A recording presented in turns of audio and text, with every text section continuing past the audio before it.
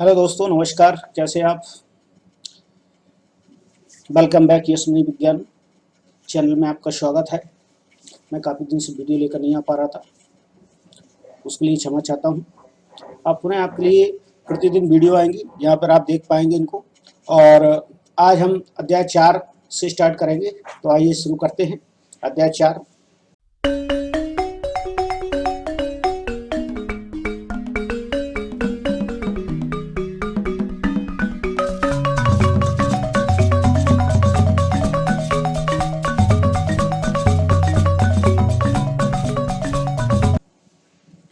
Carbon boss के यौगिक।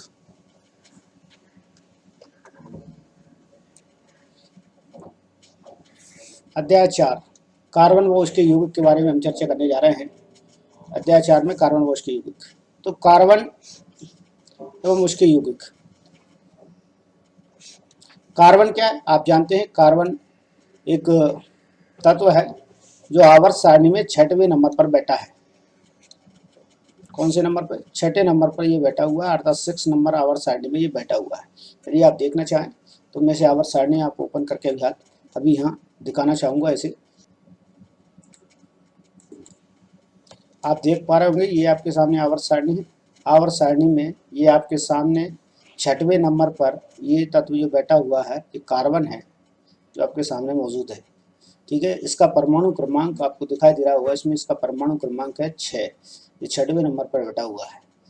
Carbon की जो संयुक्ता होती है, इसमें सेल कोश के बारे में भी स्ट्रक्चर दिया गया है। सेल कोश का स्ट्रक्चर तो पहली कक्षा में इसमें 2 इलेक्ट्रॉन होंगे और दूसरी कक्षा में 4 इलेक्ट्रॉन होंगे। ये आपको जानकारी होना चाहिए। मैं पिछले वीडियो की लिंक आपको डिस्क्रिप्शन में दे दूंगा, जिसमें मैंने आपको इलेक्ट्रॉन विन्यास के बारे में जानकारी दी, किस प्रकार से आप इलेक्ट्रॉन विन्यास कर सकते हैं। वो मैं आपको डिस्क्रिप्शन में लिंक उपलब्ध करा दूंगा, आप वो वीडियो आप बाद से देख सकते हैं।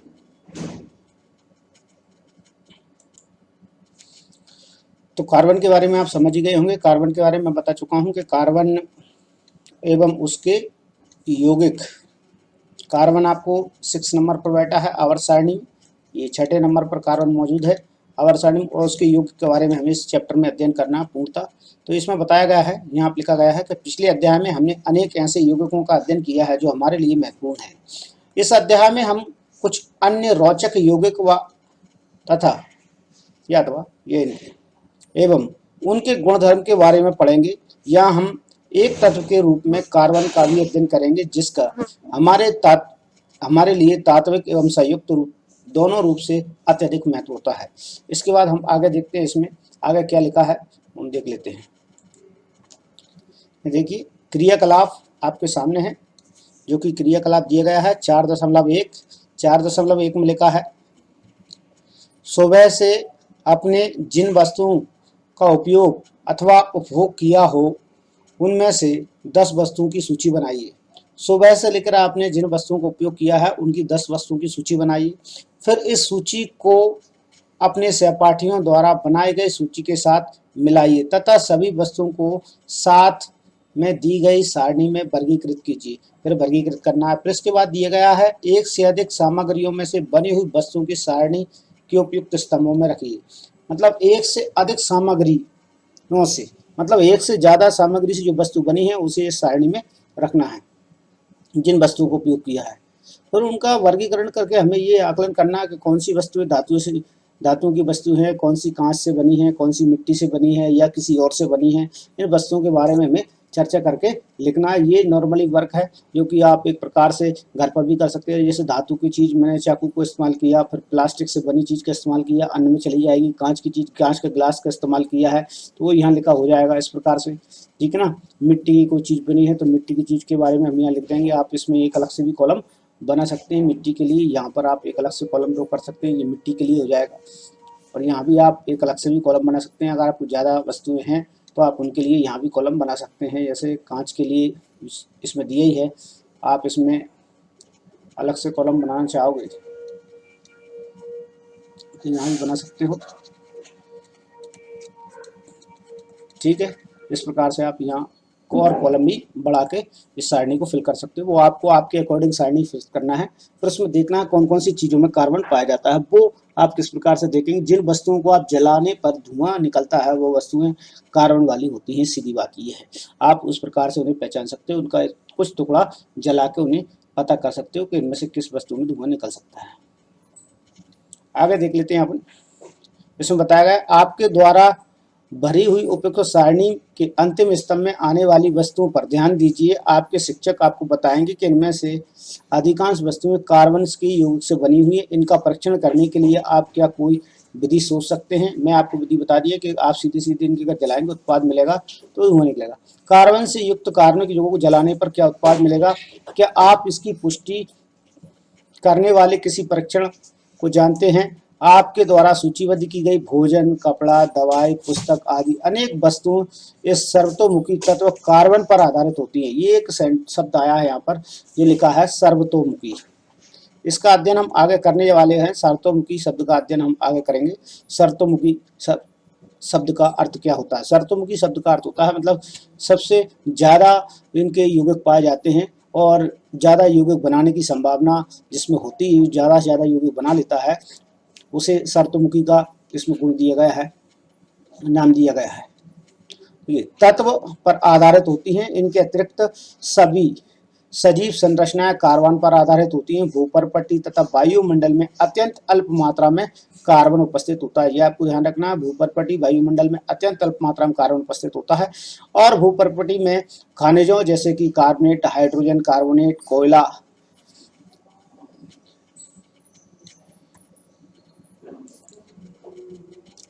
यहाँ बताया गया है। इसमें हाइड्रोजन कार्बोनेट, कोयला एवं पेट्रोलियम के रूप में केवल 0.02% कार्बन उपस्थित रहता है तथा वायुमंडल में कार्बन 0.03% कार्बन डाइऑक्साइड के रूप में उपस्थित होता है। प्रकृति में इतनी अल्प मात्रा में कार्बन उपस्थित होने के बावजूद कार्बन का अत्यधिक महत्व है क्योंकि इसके बहुत सारे यौगिक प्रकृति में पाए जाते हैं।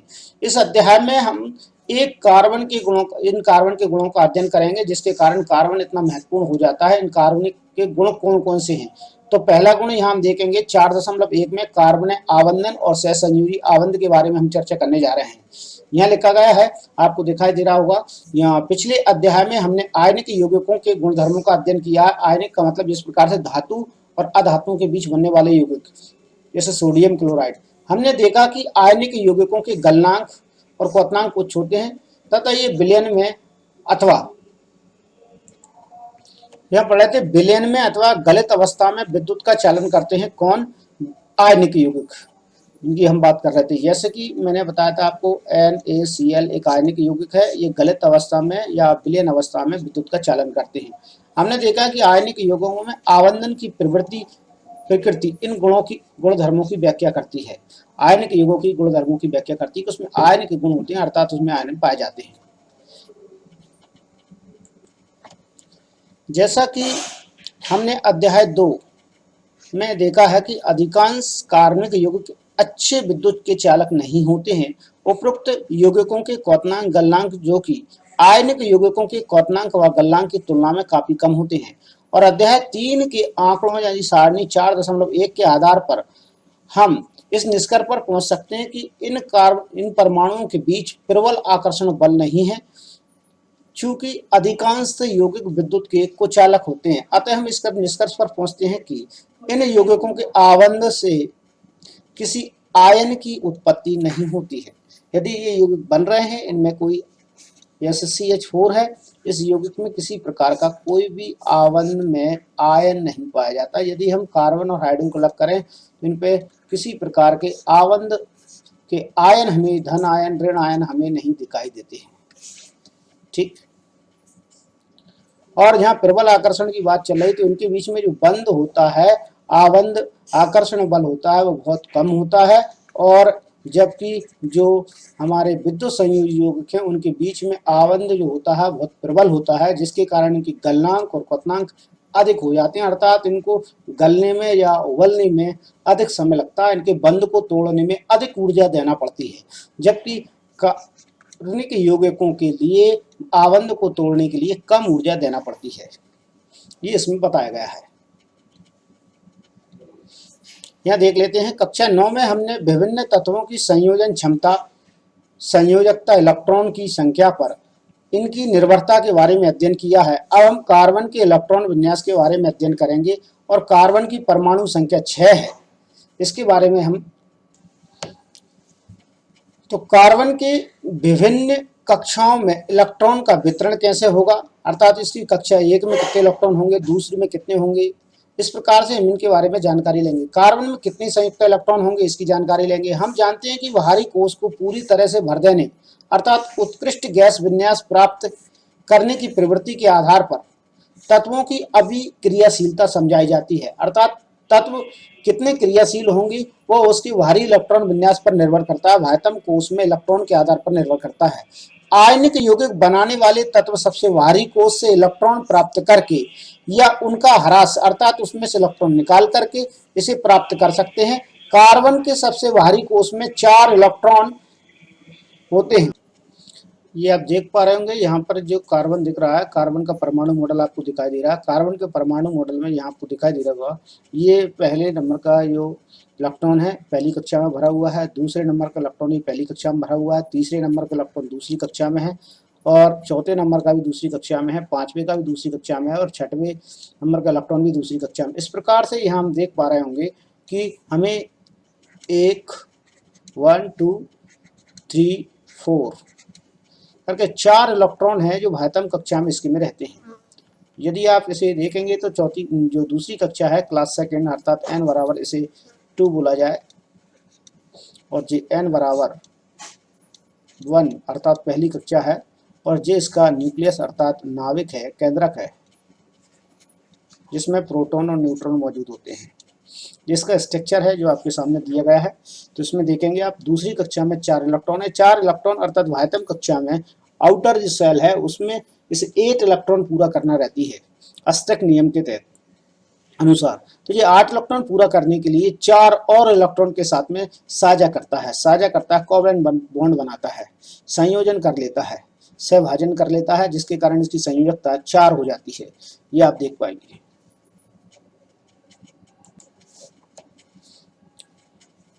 यहाँ पढ़ा हमने कार्बन के सबसे बाहरी कोश में 4 इलेक्ट्रॉन होते हैं तथा उत्कृष्ट गैस विन्यास को प्राप्त करने के लिए इसको 4 इलेक्ट्रॉन प्राप्त करने या खोने की आवश्यकता होती है। यदि इन्हें इलेक्ट्रॉनों को प्राप्त करना या खोना हो तो देखिए किस प्रकार की प्रकृति इनमें पाई जाएगी। यदि इलेक्ट्रॉन को प्राप्त करना है और खोना है तो 2 प्रकार की कंडीशंस इसमें बनती है। सबसे पहले नंबर पर कंडीशन देख लेते हैं। नंबर फर्स्ट पर जो कंडीशन दी है उसे हम देखते हैं, और ये बताता है ये चारों इलेक्ट्रॉन प्राप्त करके C4 ऋण आयन बना लेता है, अर्थात 4 ऋणात्मक आयन बना सकता है। लेकिन 6 प्रोटॉन वाले नाभिक के लिए 10 इलेक्ट्रॉन अर्थात 4 अतिरिक्त इलेक्ट्रॉन धारण करना मुश्किल हो सकता है। क्यों? क्योंकि इसमें प्रोटॉन की संख्या 6 है। यदि आप इसे देखोगे, इसका स्ट्रक्चर देखना चाहोगे तो उसके अकॉर्डिंग इसमें अनवैलेंसी उत्पन्न हो जाएगी, अर्थात जो 6 प्रोटॉन होंगे वो 10 इलेक्ट्रॉन को नहीं संभाल पाएंगे क्योंकि अनबैलेंस हो जाएगा वो। तो इसे किस प्रकार से समझेंगे, एक हम डायग्राम के तौर पे इसे देख लेते हैं और मैं आपको बता देता हूँ किस प्रकार से वो जो बोल रहे हैं उसके अकॉर्डिंग यह देखेंगे हम। सबसे पहले इसमें ये दिया गया है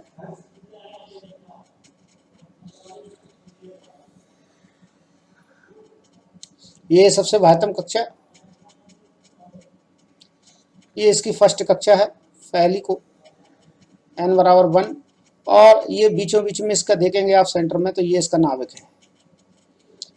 और यहाँ आप देख पा रहे होंगे तो पहली कक्षा में आपको इलेक्ट्रॉन की संख्या 2 मिलेगी, 2 इलेक्ट्रॉन इसमें मुझे फिल कर दिए हैं, और दूसरी कक्षा में आपको 4 इलेक्ट्रॉन मिलेंगे। मैंने ये ब्लैक कलर से ब्लैक डॉट से फिल कर दिए हैं, आप जान पाएंगे। बीचों बीच में इसका नाभिक है। नाभिक में मैं आपको इसमें प्रोटॉन और न्यूट्रॉन दर्शाने की कोशिश करूंगा। यहाँ देखिए प्रोटॉन यहाँ पर P और न्यूट्रॉन की संख्या को आप यहाँ पर देखेंगे N से प्रदर्शित किया गया है। प्रोटॉन और न्यूट्रॉन की संख्या को मैं यहाँ पर आपको बताने की कोशिश कर रहा हूँ किस प्रकार से।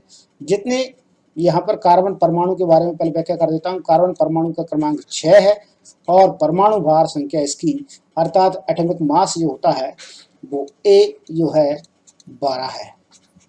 क्रमांक तो 12 है। क्रमांक मतलब जेड, जेड यहाँ पर 6 है, परमाणु संख्या 12 है। तो यहाँ पर हम न्यूट्रॉन की संख्या इसमें निकालते हैं। परमाणु न्यूट्रॉन की संख्या निकालने के लिए एक फॉर्मूला होता है, जैसे कि हमारे पास एक फॉर्मूला है A बराबर प्रोटॉन की संख्या प्लस न्यूट्रॉन की संख्या, ये हमारे पास फॉर्मूला है।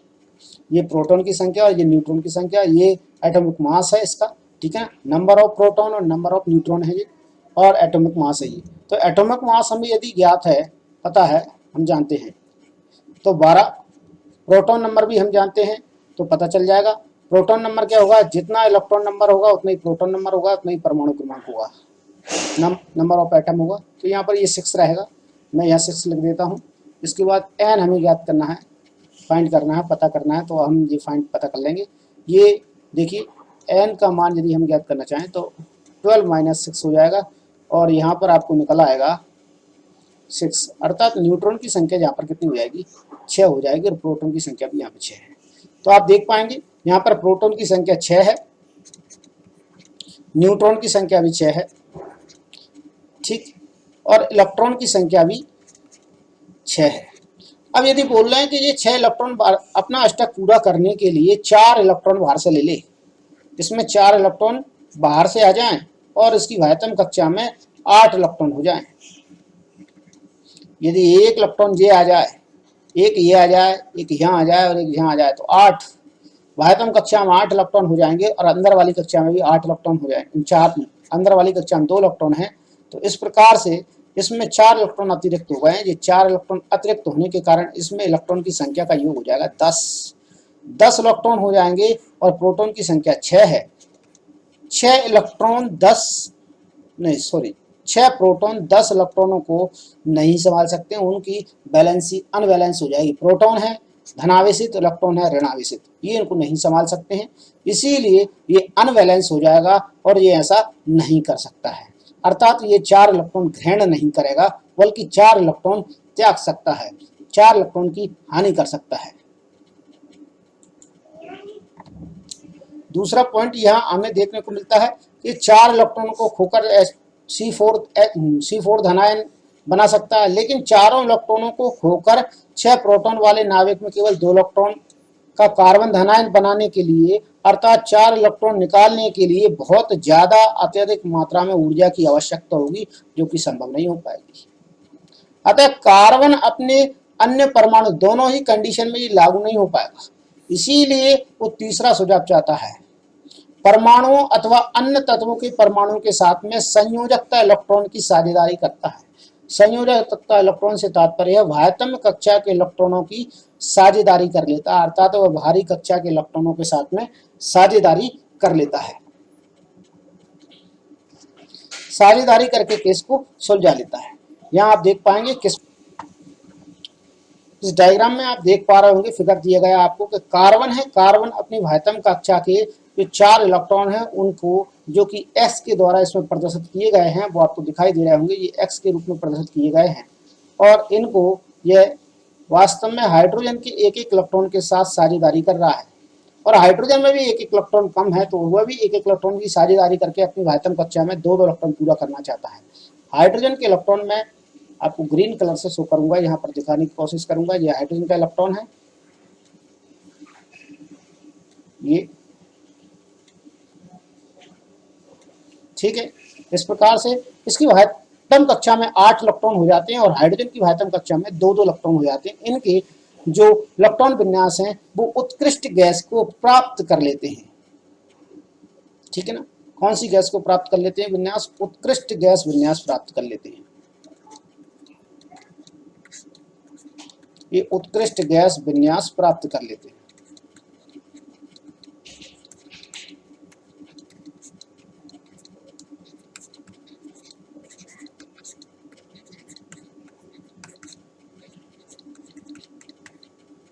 ये ऐसा हमें यहाँ पर देखने को मिलता है। आगे चलते हैं। यह बताया गया था केवल कार्बन ही नहीं बल्कि अनेक तत्व भी इसी प्रकार के इलेक्ट्रॉन की साझेदारी करके अणुओं का निर्माण करते हैं। जैसे कि आपने अभी हाइड्रोजन, अभी तुरंत में हाइड्रोजन कार्बन के बीच में साझेदारी देखी।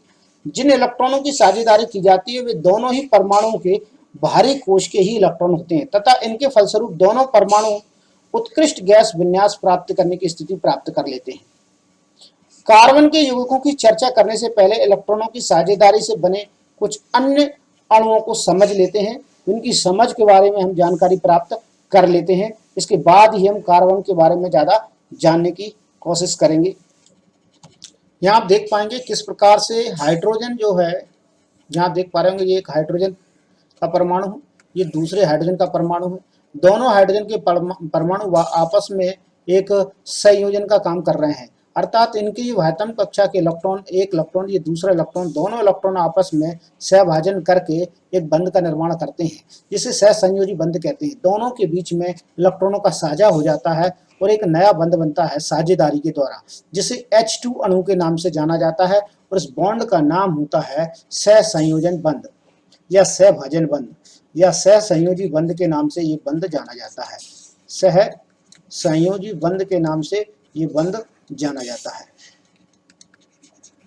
इस प्रकार से आप इसे देख रहे हैं।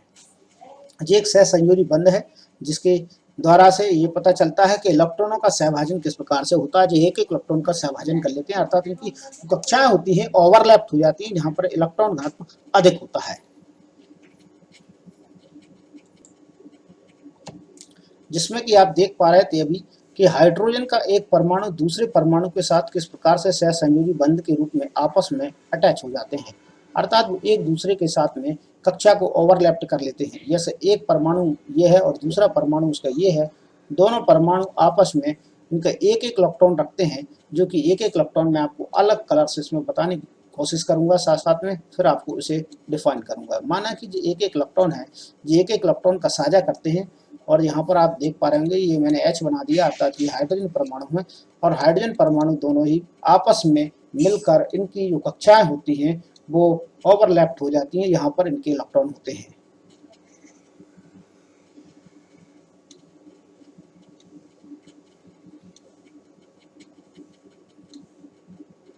थोड़ा सा मिस हुआ है जी।